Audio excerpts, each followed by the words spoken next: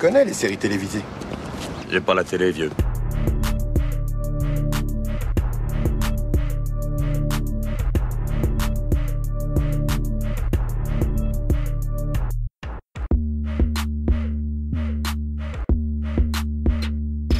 Salut à toutes, salut à tous, soyez les bienvenus dans la saison des séries, votre podcast consacré aux séries d'hier et d'aujourd'hui. Je m'appelle Junior, je suis très heureux de vous retrouver dans cette émission qui s'inscrit dans une série de podcasts dédiés au 2e anniversaire d'existence de la saison des séries. Ma complice du jour, vous aviez déjà pu l'entendre dans les nombreux épisodes consacrés à la série Outlander, il s'agit d'Hélène. Salut Hélène. Salut Junior. Tout va bien ? Tout va très bien, c'est parfait. Il fait chaud, hein, le soleil est là et ça tombe bien pour une série qu'on mate plutôt l'été. Après avoir terminé ma découverte d'une des séries préférées d'Hélène, à savoir Outlander, c'est désormais à son tour de découvrir pour le meilleur et pour le pire l'une de mes séries préférées, à savoir la fiction américaine Newport Beach, connue aussi sous son nom original The O.C. Lancée en 2003 sur la Fox aux États-Unis, la série culte créée par Josh Schwartz a indéniablement marqué l'histoire des teen dramas, d'où mon impatience de savoir ce qu'une femme quadra qui mate ça en 2022 va en penser. Oui, je parle de toi Hélène. Je rappelle que Newport Beach est actuellement disponible sur Salto et également en DVD.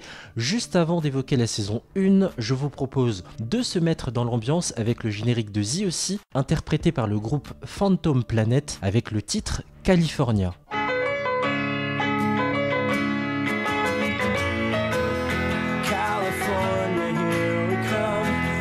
Back where we started from, California.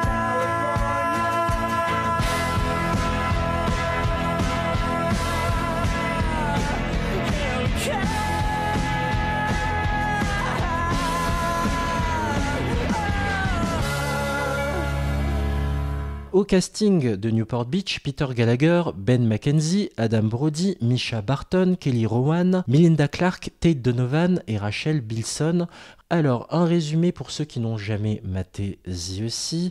C'est l'histoire de Ryan Atwood, un jeune homme qui a grandi à Chino, une ville pauvre de Californie, avec un père absent, une mère alcoolo et toxico, et un frère qui le pousse à commettre des vols, au point un jour de se faire pincer. Une fois en tôle et livré à lui-même, Ryan est finalement pris en charge par la famille de son avocat, Sandy Cohen, et rejoint ainsi la riche Californie du Sud, direction Orange County, où sont réunies des familles aussi blindées que conservatrices. Rares sont les personnes qui intègrent une communauté aussi fermée, surtout quand on vient d'un coin paumé. Et pourtant, Ryan devra s'y faire une place. D'ailleurs, il pourra compter sur l'aide de son nouvel ami, Seth Cohen. En gros, le pitch, c'est ça. Moi j'ai une question toute simple, par curiosité, Hélène, est-ce que tu avais déjà entendu parler de Newport Beach? Qu'est-ce que tu connaissais de cette série? Peut-être que tu partais absolument de zéro, ça m'intéresse de savoir, c'est quoi ton rapport à la série? Alors moi j'ai un ami qui me parle régulièrement de Newport Beach, qui fait des allusions sans arrêt à Newport Beach, et je n'avais jamais vu Newport Beach. Et cet ami c'est Junior. Alors quand tu lui parles à Junior, c'est ah oui c'est comme Ryan dans Newport Beach, mais toi tu sais pas du tout qui c'était. Moi alors là néant total Newport Beach. J'ai dû entendre le nom une ou deux fois, et encore ça me disait absolument rien, mais rien du tout. C'est marrant, est-ce que tu as aussi entendu parler de Dawson, des frères Scott? Oui, tout à fait. Mais Newport Beach, non. C'est marrant parce que tout ça c'est la même génération en fait. Excuse-moi, mais je pense que Dawson, c'était un peu plus. C'était avant, dans les années 90. C'était juste avant, exactement. En fait c'est fin 90, début 2000. Newport Beach est sorti en 2003. Toi justement, pour bien situer pour nos auditrices et auditeurs, tu as grandi avec quel teen drama? Alors moi, j'ai grandi avec Beverly Hills. Oui, 21 Jump Street. C'était pas vraiment du teen drama, mais quand même, puisque ça se passait souvent dans des lycées, le principe c'était ils paraissaient beaucoup plus jeunes que leur âge. Donc 21 Jump Street, les sœurs Halliwell, Buffy Charmed, contre les ouais. vampires, Charmed, c'est la Beverly même Hills génération surtout. que Dawson, hein, pour info, hein. Charmed et Voilà. Buffy, c'est les mêmes périodes, Ouais, hein. mais c'est pas des ados non plus, Charmed. C'est ça. Après, comme série d'ados, j'ai vu aussi, enfin, c'est pas non plus vraiment des ados, c'est Melrose Place. Oui. Mais tu vois, vraiment en série d'ados, moi, c'était Beverly Hills. C'est marrant que tu cites Melrose Place aussi, hein, et qu'on souvent on la place à côté de Beverly Hills. Il y a, même si c'est plus des adultes, hein, Melrose Place, en fait quand on lit le descriptif sur Salto de Newport Beach, ils expliquent, et c'est assez drôle, ce teen soap, sorte de Melrose Place ou de Beverly Hills version année 2000, a été décliné en 4 saisons entre 2003 et 2007. C'est marrant. Et ben voilà, tu vois, pendant le 1000. Bravo Hélène. Exactement, oui, c'est bravo. Premier Bravo. piège de Junior. Je J'ose pas l'ai, trop, voilà. j'ose pas trop dire bravo Hélène parce que je sens que derrière la série va prendre cher. Mais justement, Non.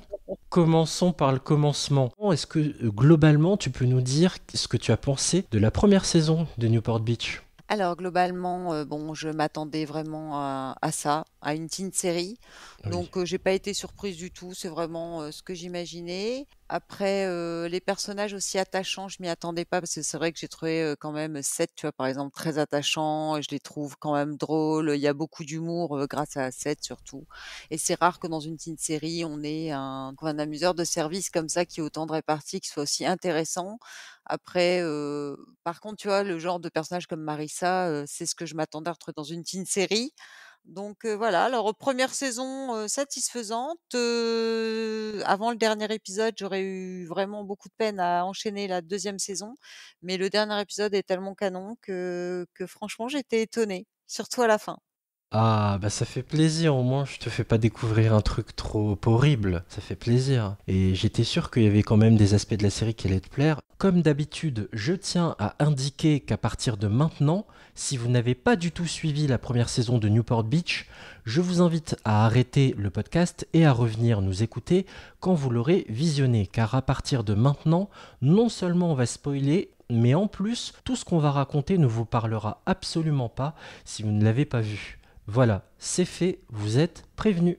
Quel regard, Hélène, tu as posé sur le pilote? Qu'est-ce que tu en as pensé? Est-ce que tu es parti sur un bon a priori ou est-ce que d'entrée tu m'as maudit? Alors bon, moi je tiens quand même à préciser que Ryan se fait quand même virer par sa mère avant la fin du générique.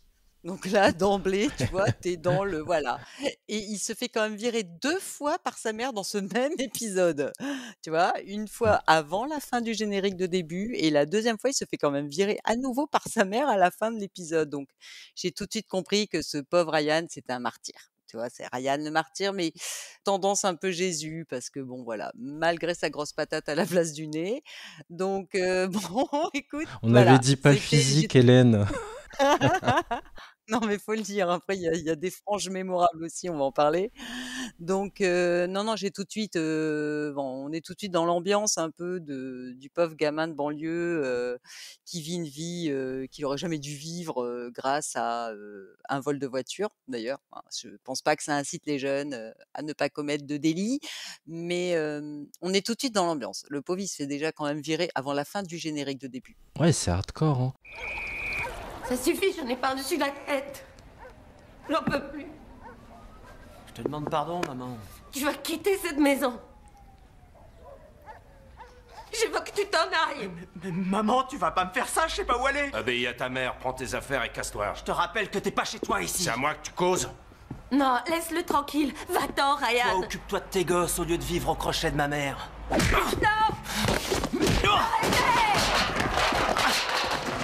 Et mais dans l'ensemble, t'en as pensé quoi? Est-ce que tu t'as apprécié? Est-ce que ça commençait bien? Tu t'es dit, bah finalement, c'est peut-être plus sympa que je l'imaginais ou... Donc le pilote s'appelle le Bad Boy, hein. En termes d'entrée en matière, ça m'intéresse parce que c'est un long chemin de 27 épisodes et ça m'intéresse d'entrée de savoir ce que t'as retenu comme première impression. Alors moi, honnêtement, jusqu'à ce que Luc arrive, je me suis dit que ça allait être difficile et dès que Luc est arrivé, je me suis dit: Finalement, je vais peut-être y arriver quand même». Oh là là là là là là, ça va être le Jamie numéro 2, lui, je le sens. Luc, c'est Chris Carmack, c'est l'acteur qui joue Link dans Grey's Anatomy et je suis complètement red dingue, folle de lui et quand je l'ai vu arriver, j'ai fait: «Ouais, merci Luc». C'est tout ce que t'as retenu? C'est inquiétant, hein. Ça Non, mais commence non, fort. j'ai vu aussi qu'il y avait une Nick de start-up qui était là, 7.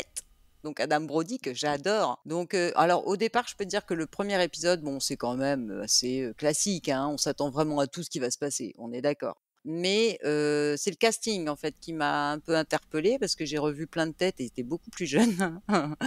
Eh oui, Pas comme ils moi. ont Et bien donc commencé du quelque coup, part. Et après, Seth, donc Adam Brody, et j'adore cet acteur aussi, franchement. Et là, il est phénoménal dans cette série. On le découvre. Je ne sais pas si c'était sa première série. Est-ce que tu le sais? Ça fait partie de ses premières séries en effet, et je dois l'avouer que depuis je l'ai un peu perdu de vue, il s'est fait plutôt rare. Il a une carrière un peu en dents de scie bizarrement après. Il n'a pas fait d'autres gros tubes comme ce rôle iconique de Seth Cohen, et on peut le dire d'ores et déjà, c'est l'un des acteurs qui joue le mieux en plus. C'est l'un des acteurs les Oui. mieux écrits, et c'est l'un de ceux qui joue le mieux. Clairement, c'est vrai que c'est un super rôle. Et tu vois, j'ai aussi été enfin, ce pilote, moi, c'est vraiment le retour de plein d'acteurs que je connais, puisque Jimmy, par exemple, c'est Tate Donovan.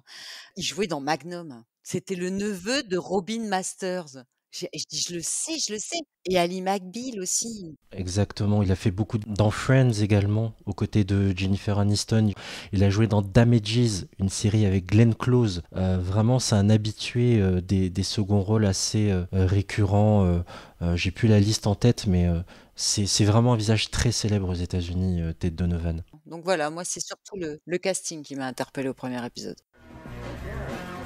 You guys really wouldn't hurt me because that'd be so cliche. Oh, I guess you're friends with the cliche. Shut up. Hey, hey! Put him down! Put him down! You're right. What's up? Put him down. Hey, what's up, dude? You got a problem? You tell me.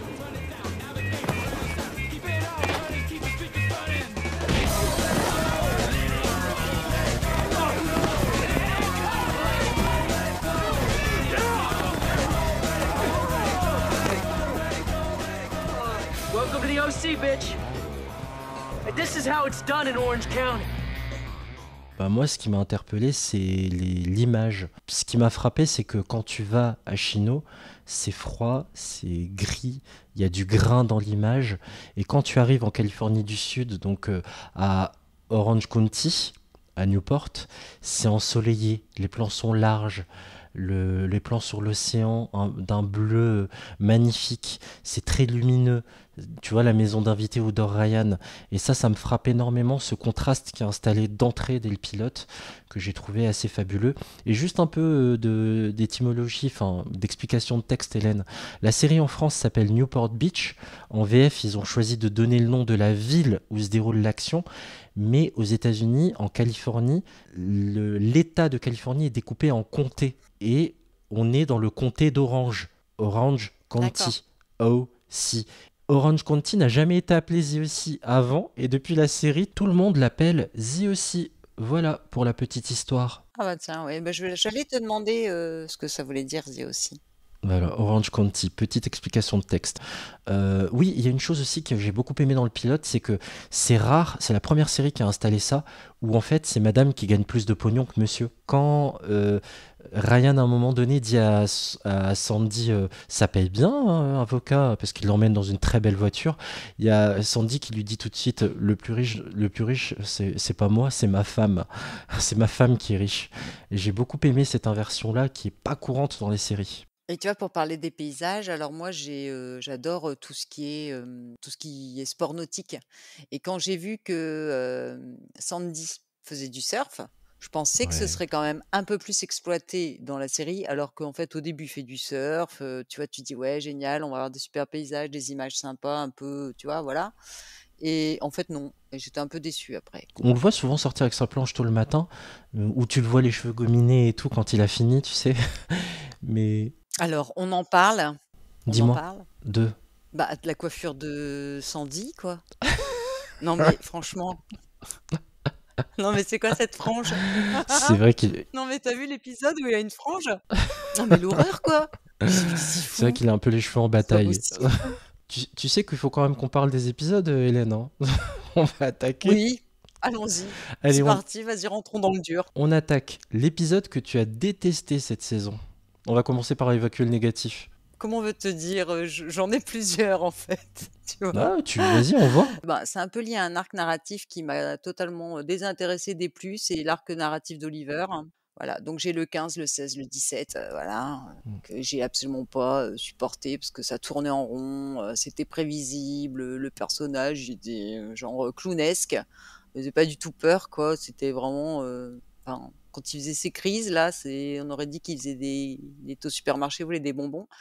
Et, et C'est bon, ça. donc voilà cet arc narratif-là. Et ensuite, il y a un épisode aussi, franchement, j'ai trouvé nul, c'est le 20, Telenovela, qui a été sauvé heureusement par Luc et Julie. Sinon, je le mettais dans les épisodes que j'ai détestés. Comme dans une telenovela, en effet, l'épisode 20. C'est marrant, moi je te rejoins complètement pour l'arc narratif qui est pourri. Alors, faut réexpliquer rapidement. Marissa doit à un moment donné consulter un psy après les événements de Tijuana notamment. Même si c'est bien après qu'elle le fait, elle doit consulter parce que voilà, elle picole trop, elle fait n'importe quoi. Et elle tombe sur Oliver, qui apparaît pour la première fois dans la série à la fin de l'épisode 13, 3, 2, 1, bonne année. Enfin, il est déjà apparu vite fait avant, mais on le revoit dans l'épisode 13. Ouais. Voilà, et en fait, quand il arrive, il installe un nouveau triangle amoureux, entre guillemets, Ryan, Marissa, Oliver. Et c'est vrai que cet arc narratif, il est pété, quoi. Ouais. Ouais, un trouble, ouais. Et il est pété parce que Marissa a des œillères, elle s'implique beaucoup trop pour l'aider. Et puis la résolution de tout ça, quand Marissa fait le lien entre Nathalie Bishop, donc la petite amie fictive d'Oliver, et la Nathalie Bishop qui travaille à la réception de l'hôtel où vit Oliver. Enfin, tout ça met énormément de temps à arriver. 3 épisodes, c'est beaucoup trop pour ce que ça raconte.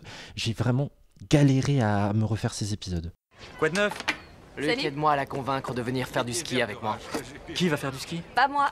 Mon père est avec ma sœur et moi je passe le week-end avec ma mère. Qui habite la maison voisine des Cohen et il faut à tout prix qu'elle évite Ryan. Elle est assez grande pour en décider. Je suis pas un petit être fragile, tout va bien. Ok, ceci dit, je serais plus rassuré si tu venais dormir avec ta mère à l'hôtel. Je vous réserve une suite, je serai là et tu risqueras pas de tomber sur Ryan. Tu vois, c'est probablement elle qui s'inquiète déjà pour moi. C'est Ryan, n'est-ce pas? Qu'est-ce que tu attends? Elle refuse de lui parler pour l'instant. J'ai encore le droit de m'adresser à elle ou c'est toi qui Luc. parles à sa place? Bon, Marissa. je préfère m'en aller. Non, reste. Je vous laisse en tête à tête. Je suis vraiment désolé, tu sais... J'ai toujours eu envie de protéger les gens qui comptent pour moi. Je m'y prends mal, je suis envahissant. Oliver, c'est rien, je t'assure. Oui, donc voilà, moi, ça a été mes épisodes, les épisodes que j'ai détestés. Bon, ce sont pas ceux sur lesquels je me suis endormie, il y en a d'autres, hein. J'essaie Ouais. de les trier. Alors je suis pas dans la détestation, évidemment je suis pas objectif, c'est la série de mon adolescence, mais j'ai pas aimé le 16 qui pourtant parle un titre qu'Hélène aime beaucoup, Ménage à 3. Ouais, j'ai pas aimé Enfin. Tout ça parce que j'ai un animal domestique. j'ai vraiment pas aimé quand ils partent tous à Palm Springs pour faire du golf parce que Oliver là veut là remercier Ryan. L'épisode pourri.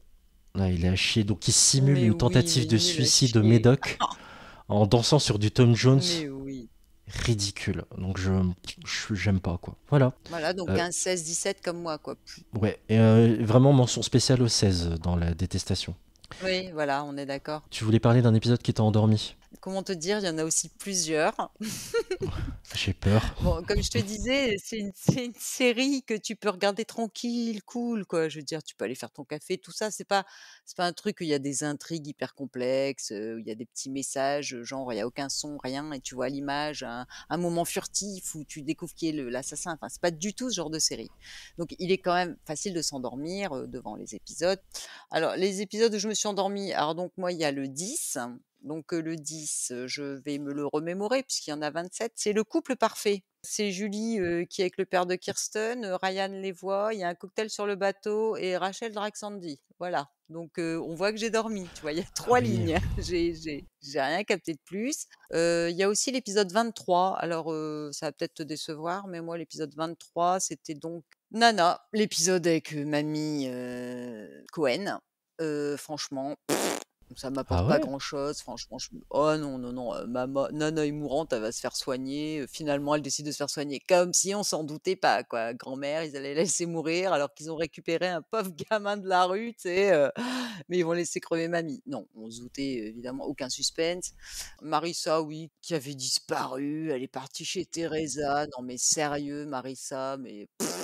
C'est Voilà, marrant. donc non. Moi, j'aime bien pourtant la résolution du putain, où est-ce qu'elle s'est barrée et le fait que 2 personnes, parce que Newport Beach raconte beaucoup ça, que deux personnes qui n'ont absolument rien à faire ensemble a priori nouent des liens d'amitié, de complicité, voire plus. Et c'est ça que j'aime beaucoup, et c'est une thématique qui revient souvent dans Newport Beach. Si on avait vu le lien se construire tout doucement, peut-être. Mais enfin, moi, franchement, j'ai trouvé ça choquant parce qu'il n'y avait aucun indice jusqu'à présent. Pourtant, j'avais bien suivi, tu vois. Je te dis, les épisodes où, à partir du 17, je me suis pas endormie, hein. Il y en avait quand même. Ben, les autres entre deux, j'ai pas dormi, donc j'ai bien suivi. S'il y avait un indice entre Teresa et Marissa, comme quoi elles allaient devenir super potes et que Teresa allait quasiment l'héberger chez elle, franchement, je l'aurais vu venir, hein. Alors, pas au point d'être pote, mais il y a un épisode où, souviens-toi, elle avait aidé à lui donner une robe pour qu'elle participe à des soirées. Comme elle est importante dans la vie de Ryan, elle voulait être bonne patte finalement et aussi contribuer à faire qu'elle se sente bien à Newport. Donc elle lui avait donné une robe pour une soirée. C'était avant. Pas au point d'être amis, mais il y avait déjà au moins ce début-là de relation, quoi, de confiance.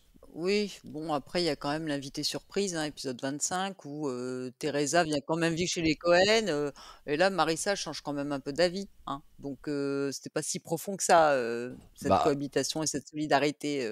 il y a un mec en jeu, Hélène. Ouais, oui, mais il a toujours été en jeu, on le sait, hein. Teresa et lui, c'était pas nouveau. Elle l'a su dès le départ, Marissa, puisque elle s'est quand même intéressée un peu à ce qu'ils faisaient avant et elle avait deviné qu'il y avait un truc entre lui et Teresa. Donc voilà, mais enfin, il y a un peu des clichés aussi dans cette série, certains qui sont bienvenus et d'autres un peu moins. Donc là, bon, Eddie qui frappe Teresa. Alors le pauvre Eddie, alors parlons-en d'Eddie, c'est quand même un acteur très connu que j'avais adoré dans Six Feet Under. Donc lui, c'est Eric Oui. Balfour, hein. Et il a toujours un rôle de méchant ou quoi? Enfin, le pauvre, Il non? fait souvent les connards, hein, ouais, Ouais, souvent. voilà. Et c'est fou parce que depuis qu'on fait la saison des séries et un pilote presque parfait, on le croise dans beaucoup d'épisodes. On l'a vu dans le pilote de Buffy, on l'a vu dans le pilote de Six Feet Under, on le revoit encore dans Newport Beach.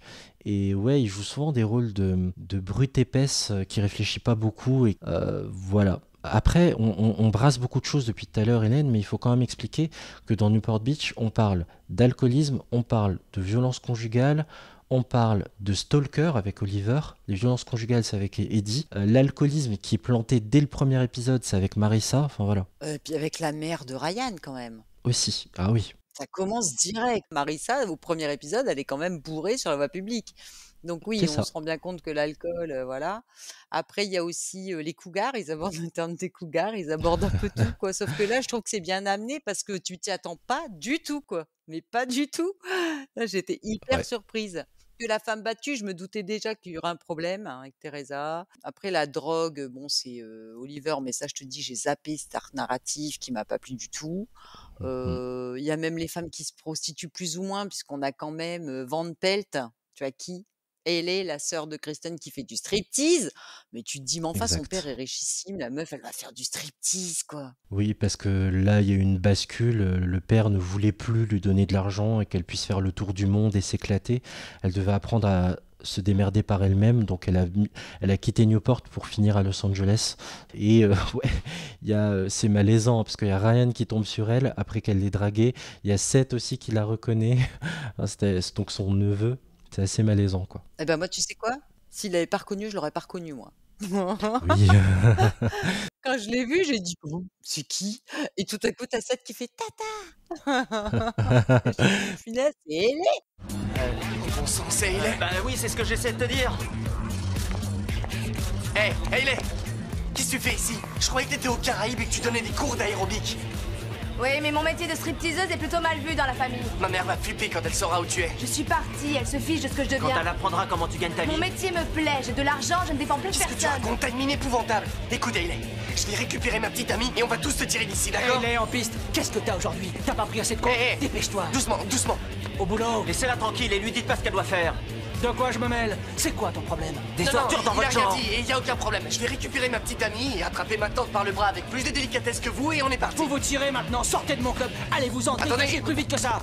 Pour les Van fans de la Pelt. série télé The Mentalist, ouais, c'est ça. Et Grace Van Pelt, Amanda Righetti de son vrai nom. Ouais. On va poursuivre. Le personnage que tu détestes par-dessus tout dans cette saison 1 d'I aussi. Bon, alors je vais peut-être choquer les fans, mais alors moi, Marissa, dès le premier épisode, ça n'a pas été possible. D'ailleurs, son surnom pour moi, c'est Marissa regarde en bas. Parce qu'il faut voir Marissa, c'est tout dans l'expression, rien dans la tension, hein, parce que genre elle a 2 tensions tout le temps Marissa, quand elle s'énerve, c'est pour picoler exclusivement. Donc Marissa regarde en bas, un peu comme votre petit emoji de téléphone là, le petit emoji qui fait comme ça. Ça c'est Marissa, voilà. Marissa c'est le vide intersidéral, enfin, je sais pas, et elle a même une frange à un moment donc tu vois? C'est pour te dire que Qu'est-ce que faut pas t'as contre les louper. franges? Chères auditrices et auditeurs aussi, hein, c'est pas interdit d'avoir une frange quand on est un homme. Ne vous offusquez pas. Moi, personnellement, je n'ai rien contre les personnes qui ont des franges. Voilà. Mais moi non plus, j'adore les franges, c'est ça le pire, mais je ne sais pas, celle de Sandy et celle de Marissa, ça m'a fait beuh.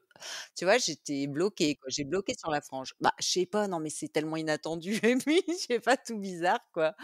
Donc voilà, moi, c'est Marissa, je ne la supporte pas, Marissa. Et je vais aller dans ton sens, hein. Tu as complètement raison, ce personnage est vraiment cliché en fait. La fille de riche qui s'ennuie tellement que pour vaincre ses démons, elle finit dans la drogue, dans l'alcool. C'est un personnage qui est beaucoup trop cliché, qui est pas super écrit et qui en plus est pas bien joué, quoi. Elle est pas du tout bien incarnée. Misha Barton est pas très doué pour la comédie, comme d'ailleurs Ben McKenzie, hein, à cette époque-là, Ryan, qui joue pas très bien. Donc je comprends que tu ne l'aimes pas du tout et qu'on soit proche de l'aversion, quoi, envers ce personnage. On a fait les personnages que tu détestais. Moi je t'ai pas dit lequel, bon il y en a 3 mais je vais pas m'étendre là-dessus. Il y a Danny, le nouveau mec marrant qui fait rire tout le monde sauf Seth, que j'aimais pas. Inutile, mais il est là que 1 ou 2 épisodes lui. Il y a Oliver bien sûr que j'ai Ah oui, détesté, oui. parce que tu connais Serge le Mito? Bah il y a Oliver le Mito et Julie parce qu'elle est trop impulsive et ne réfléchit pas avant de prendre des décisions et elle nuit clairement à sa fille. Donc pour ça aussi je l'ai pas aimé. Moi, j'ai bien aimé Julie, oui. Donc au départ, je l'ai vue comme une caricature un peu exacerbée, tu vois, de la femme vénale qui vire son mari parce qu'il a perdu l'argent du ménage et qui veut surtout pas entendre parler d'argent, mais juste en profiter. C'était tellement gros que je me suis dit, il nous réserve quelque chose avec cette nana, ça va aller plus loin, c'est pas possible que ça s'arrête là et j'ai pas été déçue. Donc, mais mon personnage préféré, c'est quand même celle qui m'a plus surprise, c'est quand même Julie, parce que, enfin, surprise dans le sens où je savais qu'on allait avoir la surprise. C'est pas que j'ai été surprise de l'évolution du personnage, je m'en doutais, mais je trouve qu'ils l'ont bien présenté de façon à ce qu'elle évolue. Il a une belle évolution quand même dans la série. Et au fur et à mesure des saisons, mon avis a beaucoup changé. Mon première saison, je l'aime pas trop. Elle m'agace un peu, elle devient tellement meilleure après, mais je peux pas trop en dire, sinon je risque de gâcher ta découverte. Mais vraiment, je comprends. Mais c'est marrant que tu le perçoives tout de suite. Peut-être aussi parce que voilà, ouais, ce personnage résonne en toi tout de suite parce que tu le regardes là, à la quarantaine. Moi, ouais, quand je regardais ça à 17, 18 ans, 20 ans, 25 ans et tout, elle m'agaçait. Mais aujourd'hui, dépasser la trentaine, je la regarde différemment, ouais. C'est vraiment un personnage touchant au fur et à mesure. Touchant, j'irai pas jusque-là, mais moi, franchement, j'ai vu tout de suite, elle est un peu espiègle quand même, hein, faut le dire, parce qu'elle fait des coups Ah oui. fumants, mais bêtement, je la comparerais à Nellie Olson, parce qu'évidemment, il y a vraiment aucun point de ressemblance, mais c'est le personnage que tu adores détester, parce que je la déteste pas vraiment, tu vois, je trouve que le perso est intéressant et elle fait vraiment la grosse méchante d'emblée, alors qu'en fait, on se doute bien que souvent, il y a des retournements de situation dans les séries sur ces gens-là. Ils sont pas tout noirs, quoi. Il y a toujours un super côté que tu découvres après, et c'est ça qui est bien. En plus, comme Ryan, elle vient vraiment d'une banlieue paumée, pauvre, Riverside. Donc c'est l'antithèse de Kirsten, qui était déjà riche, héritière d'un grand groupe immobilier de Newport. Elle est arrivée à Newport parce qu'elle a épousé un homme riche. Donc c'est vraiment... tu verras qu'il y a des trajectoires qui vont te toucher derrière, tu verras. Hey, Anna, someone was just giving me a gift. It's cool. You're Wonder Woman? Yeah, so? I mean, you look amazing. Is that my story? Oh my god. I made you a comic book. What am I, 8? Way to go, Wonder Horror. Hey, Wonder Woman's not a whore, okay? Stop. What are we doing? I don't know. This is ridiculous. Hold up, you guys. 1 second, please. Okay, let's not have one speed bump derail the whole train. Okay, let's not throw the baby out with the bathwater. Let's make some more metaphors. On peut faire un point mode, un point look des années 2000. Ça a dû piquer tes yeux, là, hein, la façon dont ils sont habillés, à base de tongs plateforme, à base de bikini du matin au soir, à base de vêtements colorés et jeans taille basse. Non, écoute, moi j'ai porté ça juste avant de tomber enceinte, hein, parce qu'après c'est forcément beaucoup plus difficile à placer. Quoique le croc-top et le taille basse, c'est vachement pratique quand t'es enceinte. J'en ai mis aussi l'été, j'avais le ventre à l'air, c'était fantastique. Mais non, non, leur look, au contraire, taille basse, croc-top et tout, non, ça m'a pas choqué. Le crop top qui revient à la mode en plus. Ouais. Alors moi, il y a quand même un look monstrueux que j'ai adoré, une de mes scènes, mes flashs de toute la saison, c'est Summer en Wonder Woman. Summer, putain, le poids des mots, le choc des photos, quoi. Summer en Wonder Woman, j'ai dû mettre sur pause. Je fais waouh, tu vois, Elle est ma canon. mâchoire s'est décrochée. Pourtant, c'est pas du tout mon style, hein. Je veux dire, moi, voilà. Mais Summer en Wonder Woman, mais oh, un truc de fou, hein. Ce qui est drôle dans cette série, c'est que j'ai jamais vraiment eu de crush. Ça va peut-être te surprendre, hein. À force de nous écouter, vous connaissez tous mes crushs, les amis. Mais je dois avouer que dans Newport Beach, j'ai jamais vraiment eu de crush. Mais sur certaines scènes, Summer, waouh, elle envoie du très lourd. Mais en fait, Summer, je l'apprécie pour d'autres qualités. Sincèrement, oui, le physique, d'accord, elle est gaulée comme c'est pas permis. Et tu le verras encore plus en saison 2, c'est pas le problème. Mais sincèrement, c'est son tempérament et sa complémentarité avec Cohen qui fait que je l'aime beaucoup. Bien plus que physiquement, c'est marrant. J'ai jamais vraiment eu de crush dans cette série. C'est bizarre, hein, mais c'est comme ça. Je passais plus mon temps à baver devant Alyssa Milano qu'autre chose, en fait. Non, mais enfin là, épisode 13, je vous le conseille, hein, pour tous les ados. C'est la fête de Noé Luca et on a Oui. donc une image de Summer en Wonder Woman et là, c'est franchement, même pour moi qui suis une femme, tu vois ça, tu peux pas l'oublier. Franchement, je peux pas l'oublier, Summer en Wonder Woman. Bah justement, tu vois, saison 1, épisode 13, c'est l'épisode où j'ai le plus rigolé, dans la séquence qui t'a fait le plus rire. En fait, j'ai mis l'intégralité de l'épisode. Euh, parce qu'il y a plein de choses, tu vois. Donc l'épisode où Anna et Summer, toutes les deux sont en soirée, donc chez Seth, et il alterne entre les deux. Il passe sa soirée à embrasser l'une, puis aller dans une autre pièce et embrasser l'autre. C'est très grand, hein, chez Seth. Et à un moment donné, d'ailleurs, Summer dit non mais c'est ridicule. Tu joues avec nous deux alors que je me suis déguisé en Wonder Garth. Ça m'a fait rire, voilà. C'est Ouais. l'épisode de Noé Luca, hein. Alors pour expliquer en 2 mots, Noé Luca en VF ou Chris Muka en VO, c'est une invention de Seth Cohen qui a choisi de mélanger ces deux cultures, donc la religion juive du côté de son père, qu'il associe à la confession chrétienne protestante de sa mère. Lui n'avait absolument pas envie de choisir et il a tout simplement décidé de fêter ces deux événements du 25 décembre en même temps. You guys, A plus. A plus. I love the holidays. I love them all. We didn't really know how to raise Seth. Yeah, so I raised myself. And in doing so, I created the greatest super holiday known to mankind, drawing on the best that Christianity and Judaism have to offer.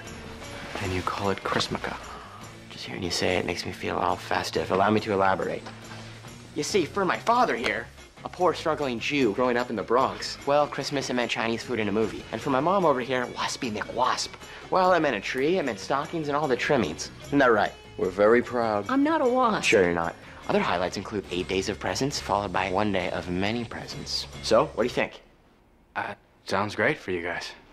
For you too. Oui, alors il y a aussi une remarque dans cet épisode, puisque c'est Noël un peu, enfin c'est le thème, c'est Noël, c'est les boules de sapin ont besoin de respirer. Et ça, c'était, je pense, une excuse de Seth pour, enfin tu vois, lui, il te sort des trucs mais de fou, quoi. Mais il n'y a Il pas est que génial. celle-là, hein, mais il est excellent. Excellent. Et pour en arriver au personnage, donc j'ai dit je détestais Marissa, mais mon personnage préféré, moi, c'est Seth. Il n'y a pas Bien photo, sûr. ça a été lui tout de suite au premier épisode et du début jusqu'à la fin, il ne te déçoit pas. C'est vraiment un perso, mais génial, hyper bien écrit. Qu'est-ce que t'aimes chez lui? Alors, qu'est-ce que j'aime? Sa spontanéité, sa répartie, son sens de l'humour. Il est hyper mûr malgré tout ce qu'on peut penser de lui pour son âge. Il a comment dire, une capacité d'analyse des situations qui est impressionnante. Il est toujours les bonnes idées, même si des fois c'est un peu loufoque. Tu te rends compte que c'est le seul vraiment qui soit. Enfin, t'as l'impression que les autres ont pas les fils qui se touchent. Il y a que lui, quoi. Parce que tu vois, Ryan, excuse-moi, mais franchement.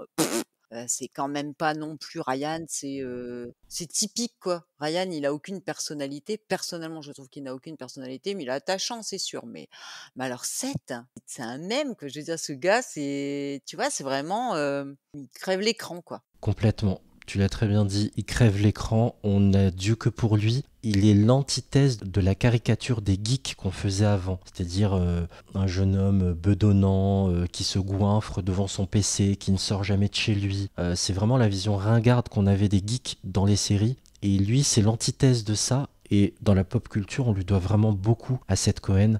Tu vois, sans lui, on n'aurait pas eu Sheldon de The Big Bang Theory, on n'aurait pas eu la série Silicon Valley derrière, on n'aurait pas eu, bien sûr, du même créateur, d'ailleurs, Josh Schwartz, Chuck. Tu vois, tous des personnages un peu geeks comme ça n'auraient pas existé sans Seth Cohen, on lui doit beaucoup. Et moi, la liste des raisons pour lesquelles je l'aime est trop longue. Son sens de la blague, de la répartie, c'est grâce à lui que j'ai appris ce que c'était que l'ironie. C'est grâce à lui que j'ai appris ce que c'est que d'être sarcastique. C'est grâce à lui que j'ai découvert des groupes de rock indé comme Descab dont il parle. Voilà, on met en avant un personnage qui a une vraie passion pour les BD, qui est fan, ça a dû te parler ça Hélène, il est fan de Légion par exemple, il est fan de comics avec lesquels tu as dû grandir aussi. D'où le déguisement de Wonder Woman. Voilà, exactement, elle voulait vraiment lui faire plaisir Summer en liant l'attirance qu'il a pour elle et sa passion pour les super-héros. Et vraiment, ils ont su écrire un personnage qui est tout sauf stéréotypé et qui est placé au premier plan parce que les geeks étaient souvent mis en retrait. Il est intelligent, il est érudit, il a un esprit vif et fin, il est sensible, il est maladroit comme pas permis.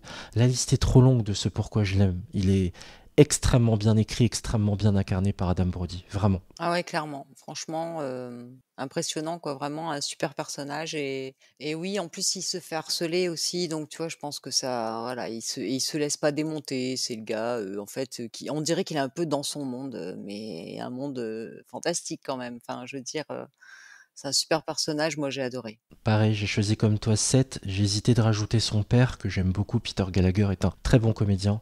Je trouve qu'au niveau des parents aussi, ça joue bien. J'aime bien la complicité qu'il a avec Kelly Rowan, donc Kirsten. Et enfin voilà, je mets surtout Seth, mais Sandy Cohen n'est pas très loin derrière. On pourrait peut-être passer la soirée chez moi et louer tous les DVD de Russell Crowe. Tu ferais pas de bêtises et tu serais à ma merci.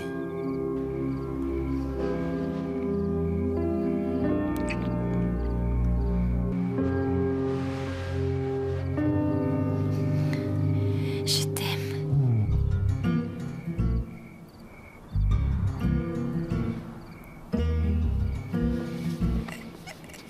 Oublie. Écoute, Ça m'a échappé.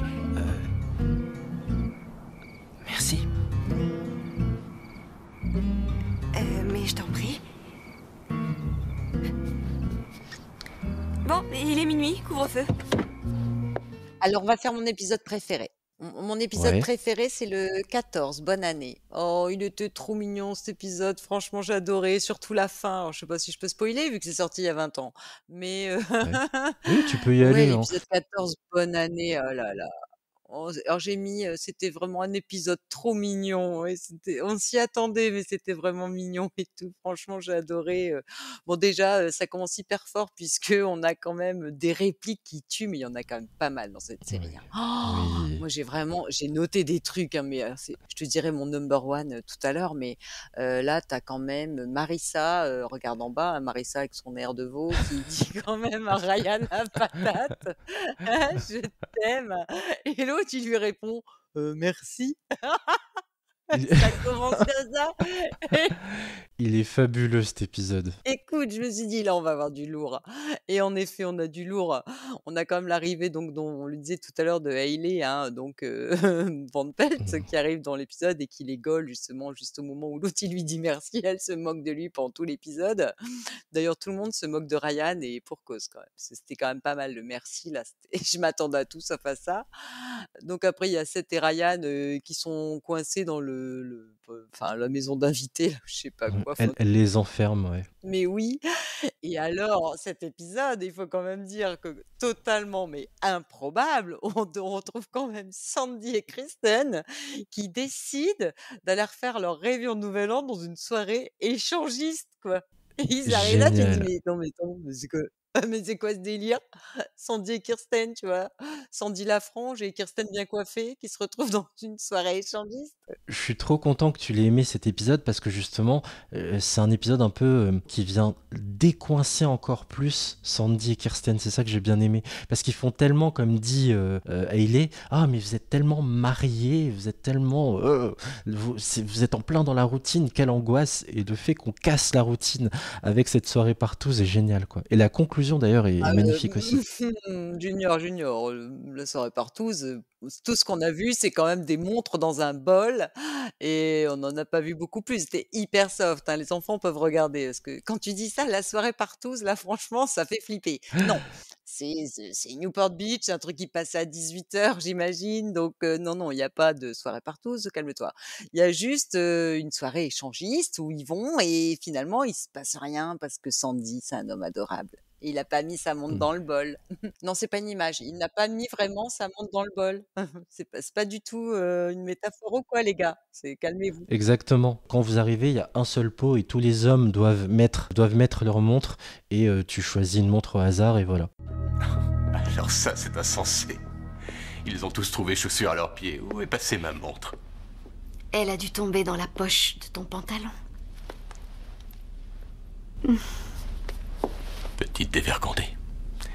On rentre à la maison. Pour rester dans la thématique, j'aime bien dans cet épisode, Hailey donc fait une fête aussi où ça part en vrille totale, hein, elle se gêne pas de se servir de la maison de Sandy et Kirsten, Oh oui. et à la fin, Sandy et Kirsten donc rentrent chez eux, Sandy se dirige vers leur chambre et tout, il ouvre la porte et il tombe sur un mec entouré de 2 filles et il dit « Oh pardon, je voulais pas vous déranger, vous gênez pas de partouzer dans mon lit surtout.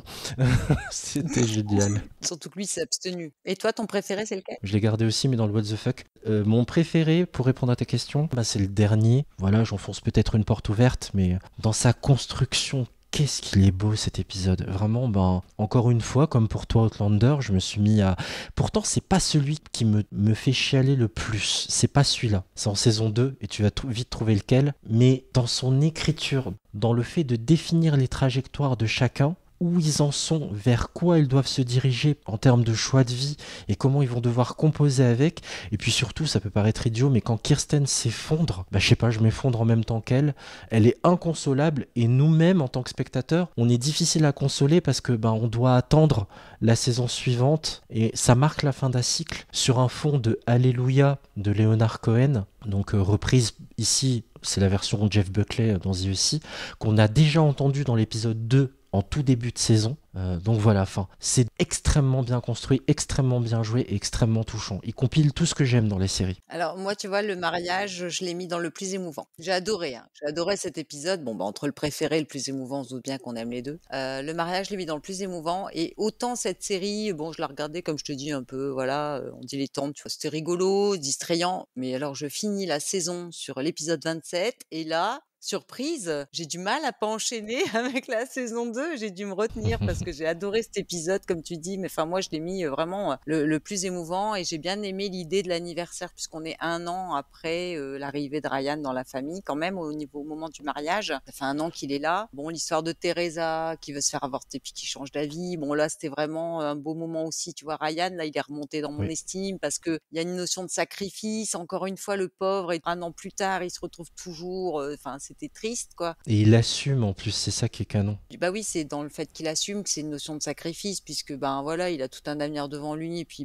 voilà, tu vois, le gars, il est là, et il laisse tout derrière lui, la pauvre Marissa, voilà, quoi. Et Caleb et Julie, la nouvelle maison, et cette image de Seth avec son bateau qui s'en va, mais punaise, tu te dis, mais lui, il est dévasté par le fait que Ryan s'en aille, et c'est hyper émouvant, quoi. Oui, il me touche tellement quand il dit avant que Ryan arrive, j'étais un loser, personne ne me regardait, personne ne voulait discuter avec moi, j'étais personne. Et c'est ce que j'aime le plus dans cette série, c'est l'amitié entre les deux. C'est comment Ryan s'adoucit au contact de Seth et comment Seth devient un peu plus foufou. Il est déjà bavard, très enjoué, très motivé, il parle beaucoup, il enchaîne. et j'adore comment l'un et l'autre arrivent à se canaliser, à se tirer vers le haut, et j'adore cette amitié fraternelle qui est dans la série, et c'est déchirant en fait quand il se sent abandonné. Il y a certes, Summer est là pour le rassurer et lui dire non mais t'inquiète pas, on va surmonter ça ensemble, mais il le voit absolument pas comme ça, quoi. Ouais, c'est un bel épisode qui donne vraiment envie de voir la saison 2. J'imagine que si tu as eu un an d'écart entre les 2 sorties de saison, toi à l'époque, tu as dû.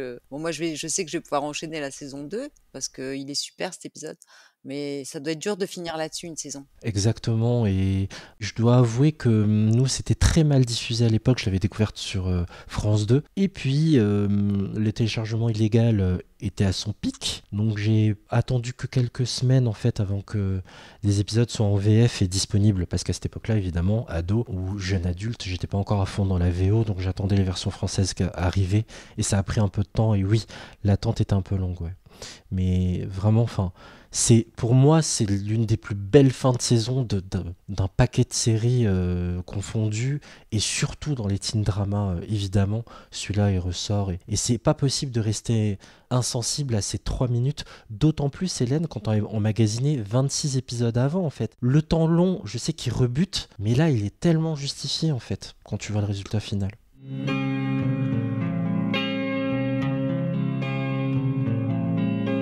Well, there was a time when you let me know what's really going on below, but now you never show that to me, do ya? But remember when I moved in you, and the holy dove was moving too, and every breath we drew is hallelujah, hallelujah.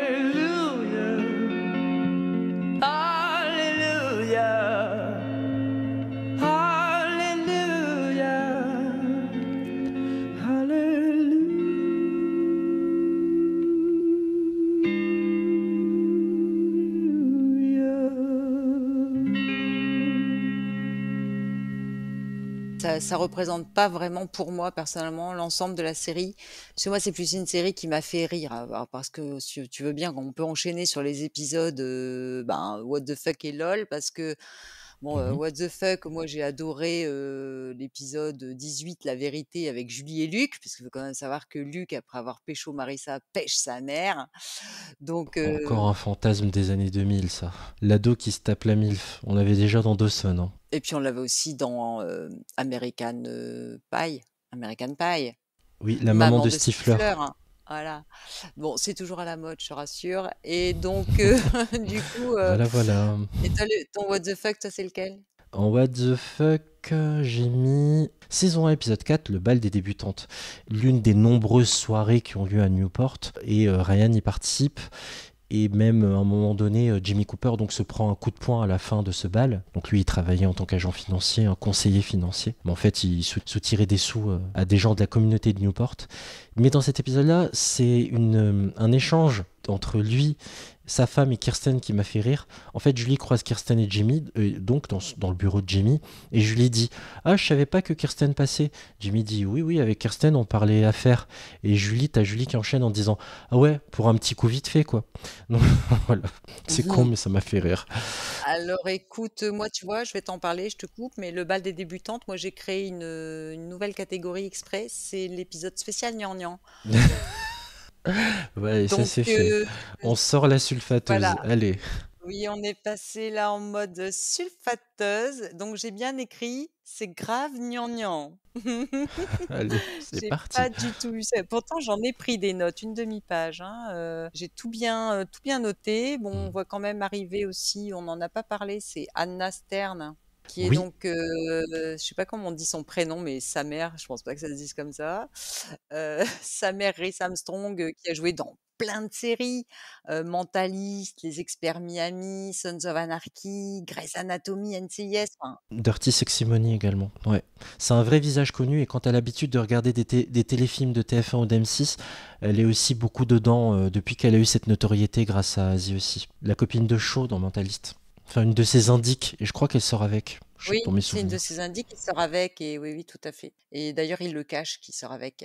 Voilà, donc après le scandale de Greg et Jimmy qui se battent, bon, voilà. Après le trouble, Marissa, Ryan, Luke, franchement, c'était trop gnangnan. Enfin, moi, c'est mon épisode gnangnan, nouvelle catégorie. Juste pour répondre tout à l'heure à la question de la séquence qui t'a le plus ému, pour parler d'Anna, je voudrais compléter en parlant de la scène du départ d'Anna qui retourne chez elle à Pittsburgh. Et t'as cette fameuse scène qu'on a vue 1000 fois dans les comédies romantiques de je cours après la personne que j'aime pour lui dire, pour lui faire une déclaration.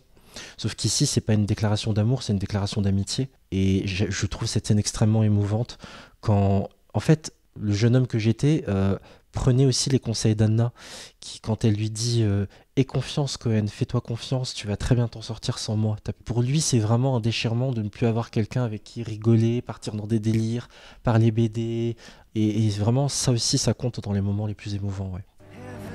Thanks for coming. Saying goodbye. You've gotta say you will. I touch you once, I touch you twice. I won't let go at any price. I need you now, like I need you then. You always Anna, wait a second. What am I gonna do without you? Oh, who am I gonna play Jenga with? You're so wise and all your sage wisdom. What am I gonna do without that? Confidence. Alors moi, essentiellement, on va arriver à la grosse catégorie où j'ai énormément d'épisodes, c'est la catégorie LOL. Les épisodes qui t'ont fait le plus rire? Ah bah, il y a énormément de répliques dans cette série. Oui, on peut se lâcher au niveau des répliques si tu veux. Quelques répliques bien senties.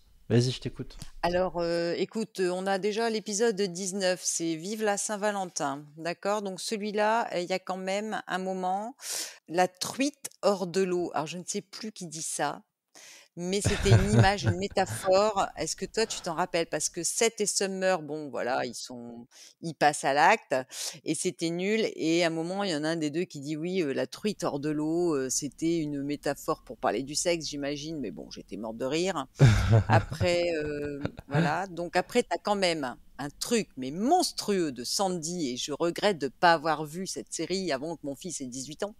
Puisque Sandy, le papa, dit quand même à Seth, en parlant des préliminaires, parce qu'il essaie quand même de le former un peu, de le préparer à quelque chose, il lui dit les amuse-gueules sont aussi succulents que le plat de résistance. Et là, t'as Seth qui lui répond je me sens barbouillé, parce qu'il parle bien du sexe et Sandy s'est trouvé une métaphore aussi. Mais alors, les amuse-gueules, tu vois, elle n'ose pas lui dire bon, les préliminaires, c'est vachement bien. Il y en a plein, il y en a tellement. Si t'en as d'autres sous la main, n'hésite pas. Ah ben j'en ai plein. Mais t'as vraiment du courage de prendre le temps parce qu'il parle tellement vite, Seth, que pour tout capter. Écoute bien, attends, mais si, quand ils font, tu sais, Thanksgiving, t'as quand même Kirsten qui ne cuisine absolument pas, hein, donc elle est complètement nulle à la cuisine et elle a acheté une dinde, elle s'entête à vouloir faire une dinde, donc elle prend la dinde, on dirait qu'elle, tu vois, une poule avec un couteau. Quoique là, c'est l'inverse clair. quand même. Kirsten qui tient le couteau, mais bon, bref. Et t'as Sandy qui dit à Seth, alors on la voit qui tire la dinde, mais par une patte, on voit qu'elle sait pas du tout par quel bout la prendre. Et t'as Sandy qui dit à son fils, c'est comme ça qu'elle te tenait quand t'étais bébé. En parlant de... Génial. Mais il y en a tellement. Moi, j'ai relevé dans l'épisode 6 de la saison 1, la nouvelle copine. Donc pour résumer, Caleb, le père de Kirsten, donc le grand-père de Seth, a une nouvelle copine qui a 26 ans, donc Gabi. Et clairement, Gabi, elle chauffe un ado de 17 ans, quoi, Ryan. Et il y a une réplique trop marrante. Quand Ryan avoue que c'est chaud avec Gabi, Seth hallucine et balance à Ryan « Quoi ? T'as embrassé ma grand-mère ?»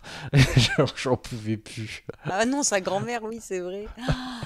Ah là là. Et après, il y a autre chose aussi, c'est quand Summer avoue à Seth qu'elle aussi, elle était vierge et qu'il lui dit oui, voilà, j'étais puceau, machin. Et là, t'as Summer qui lui dit t'étais pas le seul puceau dans la chambre. Donc, tu vois, alors qu'elle passe pour une grosse chaudasse, en fait, elle est super mignonne et super Summer. Enfin, vraiment, elle est bien aussi. Ce personnage est bien. T'étais pas le seul puceau dans la chambre. Et là, moi, j'étais mort de rire. Après, il y a Paris Hilton quand même. Oui, en guest. Bah attends, franchement, elle est risible. Moi, j'étais morte de rire et c'était pas un lol voulu de leur part en tout cas. Mais moi, j'étais bien morte de rire. Tu as vu le rôle de composition qu'on lui a écrit? Ah là là là là là là, mon Dieu, à sa hauteur, hein, franchement. Hein, Parce qu'on veut nous faire croire que dans ce monde-là, dans les années 2000, c'est une thésarde en fait, qu'elle fait un doctorat, qu'elle est en 3e année de doctorat. Mort de rire. Oh là là là là. Après, en LOL aussi, on a quand même l'épisode 26 avec le striptease, puisque bon, bah voilà, c'est un peu un enterrement de jeune fille.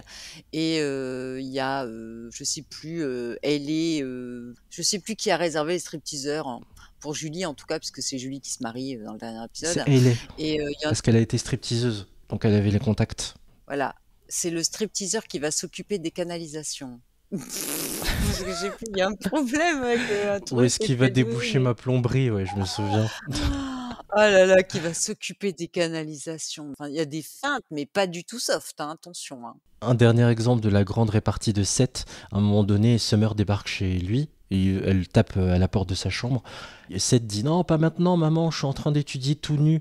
Et là, t'entends le En fait, toi, t'as pas regardé en VO, t'as regardé en VF, Hélène. Et quand tu regardes en VO, il y a un truc que fait Summer dans les premiers épisodes. Elle joue pas très bien, faut bien le dire, Rachel Bilson, malheureusement.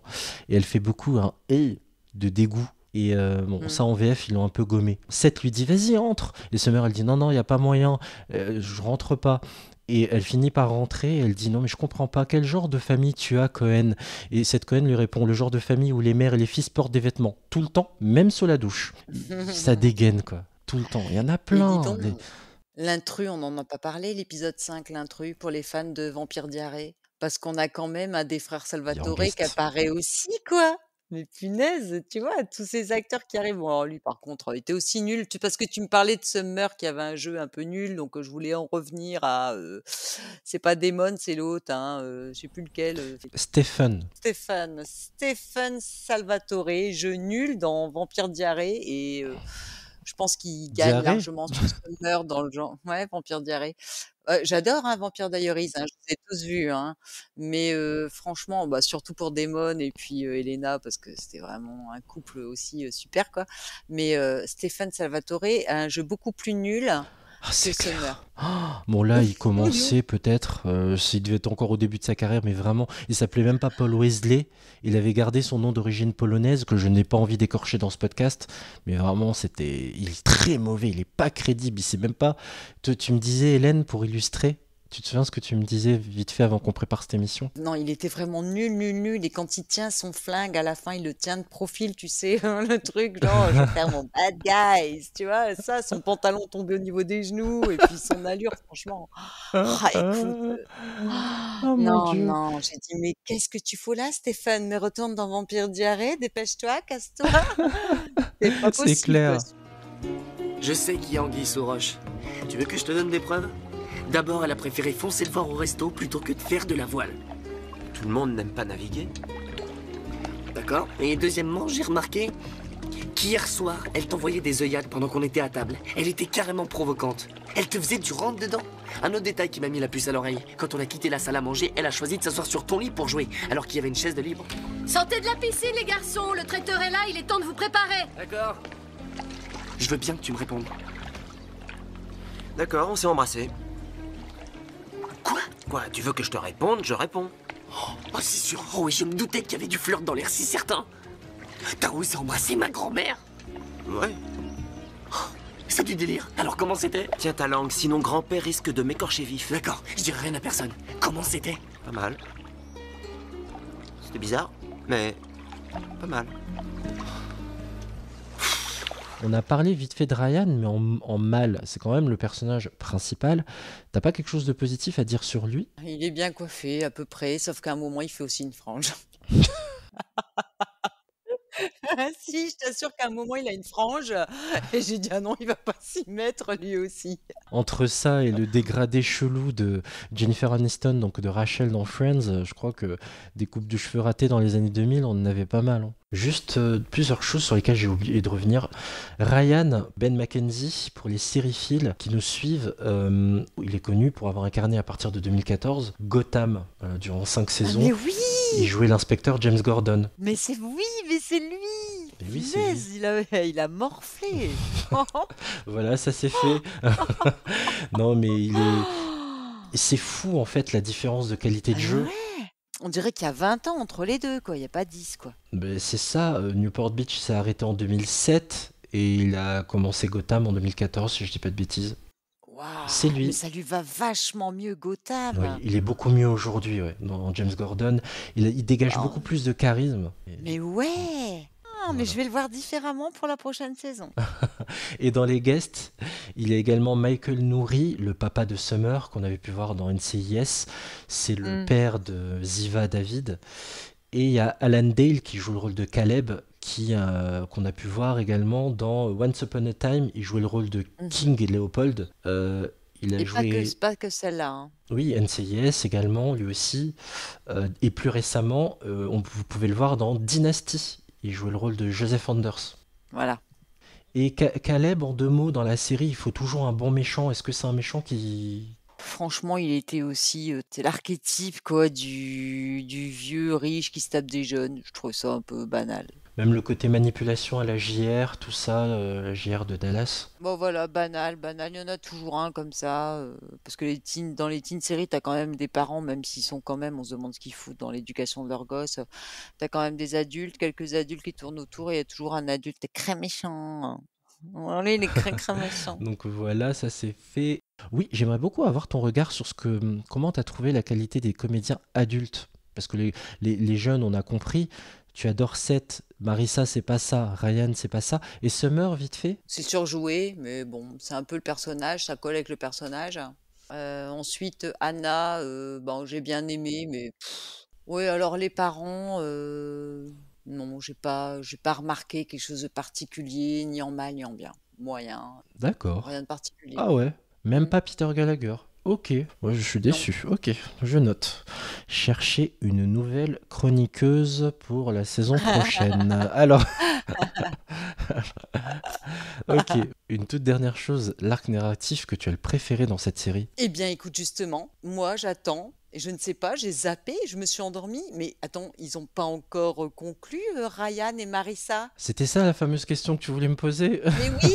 Mais oui, dis-moi si j'ai loupé, si je dois me retaper les 27 épisodes, ou dis-moi l'épisode, parce que je les ai pas vus conclure. Je sais pas, toi et moi, on doit être connectés, c'est pas possible. Pour tout vous dire, chères auditrices et auditeurs, avant d'enregistrer, Hélène m'a dit, putain, j'aurais une question à te poser vraiment importante. Et je lui ai dit, bon, ok, on fera ça pour l'enregistrement pour garder que ce soit frais et sincère, quoi, et spontané. Et c'est marrant parce qu'en regardant les derniers épisodes, quand ils se remettent ensemble, je me l'ai posé cette question. Mais au final, ils ont vraiment couché ensemble un jour ou pas? Parce qu'ils couchent avec Teresa. Avec la grand-mère de Seth, pas Nana l'autre.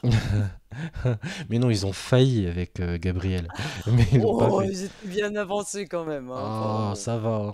On veut pas de Il détails. couchait avec Teresa, d'ailleurs, bon, bingo pendant le 1000, hein, j'ai envie de te dire, Ouais. quoi qu'on sait pas encore. Voilà, on sait pas. Tu auras des éléments en saison 2, tu verras. Et là, j'avoue que à aucun moment c'est verbalisé. Bah, verbaliser, on s'en fout un peu, mais visuel, quoi, je veux dire, un Ouais, mais toi, minimum, t'es une qu'on voit obsédée, c'est pour l'émotion. ça.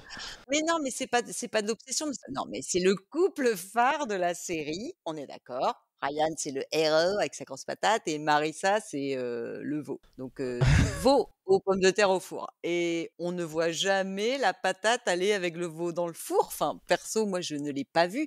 Et c'est impossible dans une série, une teen série comme ça, où tu as des ados qui se projettent un peu. Tu vois, c'est un peu comme dans Le Lagon Bleu. Moi, c'était mon film de quand j'étais ado, ça a été Le Lagon Bleu. J'attendais le moment où Christopher Atkins et l'autre, je sais plus son nom, allaient, tu vois, enfin, il laisse passer un truc, quoi. Et là, on le voit pas. Je dois avouer que je ne pourrais pas. Alors, s'il y a des fans de The aussi, je sais que vous êtes nombreux. D'ailleurs, je ne vous oublie pas hein, pour vos témoignages audio. On les diffusera dans les épisodes suivants. Si vous avez la réponse, de façon certaine, n'hésitez pas à nous l'envoyer. La saison des séries @gmail.com ou par nos réseaux sociaux. Mais là, j'avoue que pour moi, il n'y a jamais vraiment eu le fait qu'ils soient en couple et qu'ils fassent l'amour. Parce que c'est clairement explicite du côté de Ryan Teresa, Seth Summer. mais chez eux, Luc on n'a Julie. pas cette information-là explicite. Luc Julie, exactement. Ah ouais. Et c'est bizarre, c'est comme s'ils avaient jamais... Ouais, c'est comme s'ils étaient en couple, mais qu'ils n'en étaient jamais arrivés à ce stade-là et qu'à chaque fois, c'était avorté. Je dois avouer que j'ai pas une réponse claire et nette à te dire, mais mon interprétation personnelle est que non. Mais non. La réalisation, il y a McG, c'est Joseph McGuinty, qui a choisi comme pseudo McG. Il a réalisé notamment Charlie et ses drôles de dames, l'adaptation au cinéma Avec de Lucy Drôles Liu. de dames, la série télé, avec Lucy Liu, Cameron Diaz et Drew Barrymore, exactement. Et ce mec-là a réalisé le pilote, et en fait, c'était super intéressant. Dans les bonus, j'ai pu découvrir en fait que le lycée d'Arbor existe, Newport Harbor, qui est en concurrence avec celui de Corona, une petite ville à côté. Riverdale. Non, pas Riverdale, Riverside. Tout ça pour te dire que certains personnages en fait partent de la vie de ce réalisateur-là, de McG, et non du créateur Josh Schwartz. Josh Schwartz, lui, il avait 27 ans quand il a lancé cette série, et derrière, il a mis en place la très célèbre Gossip Girl, Chuck également, et puis une autre série qui est disponible également sur Disney+, et qui s'appelle Looking for Alaska. Voilà, on a terminé. En tout cas, si vous n'avez pas encore maté la série et que vous nous avez quand même écouté, on vous laisse vous faire votre propre avis sur Newport Beach saison 1. Et pour celles et ceux qui ont déjà suivi aussi, on espère vous avoir redonné envie de vous plonger dans les 27 épisodes qui composent cette première saison et qui sont à découvrir sur la plateforme Salto. La saison des séries, dernier épisode de cette saison 2021-2022, c'est fini. Un grand merci à toi, Hélène. Je te remercie, Junior, c'est moi. On a fait beaucoup d'épisodes, on a besoin d'un peu de repos, on revient pour un PPP dans pas longtemps. Pour écouter ou réécouter nos anciens épisodes de la saison des séries ou d'un pilote presque parfait, notre spin-off, vous pouvez nous retrouver sur toutes vos applis streaming préférées, on ne perd pas les bons réflexes, un commentaire et 5 étoiles sur les applications Apple Podcast, Spotify ou Podcast Addict. N'oubliez pas de nous suivre sur Twitter @piloteparfait et sur Instagram la saison des séries. Merci à vous de nous avoir suivis jusqu'au bout, je vous souhaite plein de bons épisodes et je vous dis à très bientôt. Ciao.